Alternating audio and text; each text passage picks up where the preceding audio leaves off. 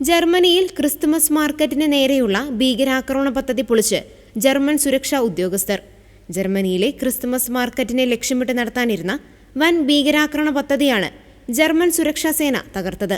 സംഭവവുമായി ബന്ധപ്പെട്ട് തീവ്ര ഇസ്ലാമിസ്റ്റ് ആശയങ്ങളിൽ ആകൃഷ്ടനായ അഫ്ഗാൻ പൗരനെ പോലീസ് അറസ്റ്റ് ചെയ്തു.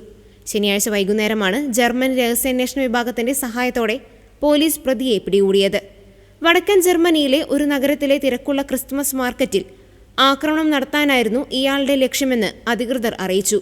ജനക്കൂട്ടത്തിനിടയിലേക്ക് ട്രക്ക് ഓടിച്ചു കയറ്റിയോ സ്ഫോടക വസ്തുക്കൾ ഉപയോഗിച്ചോ വലിയ തോതിലുള്ള നാശനഷ്ടങ്ങൾ വരുത്താനാണ് ഇയാൾ പദ്ധതിയിട്ടിരുന്നത്.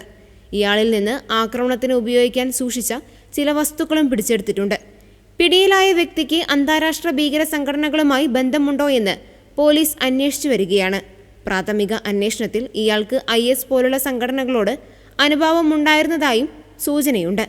ജർമ്മനിയിൽ സുരക്ഷാ ഭീഷണി നിലനിൽക്കുന്ന സാഹചര്യത്തിൽ എല്ലാ പ്രധാന നഗരങ്ങളിലും സുരക്ഷ ശക്തമാക്കാൻ ആഭ്യന്തര മന്ത്രാലയം നിർദ്ദേശം നൽകിയിട്ടുണ്ട്. 2016 ബെർലിനിലെ ക്രിസ്മസ് മാർക്കറ്റിന് നടന്ന സമാനമായ ട്രക്ക് ആക്രമണത്തിൽ 12 പേർ കൊല്ലപ്പെട്ടിരുന്നു.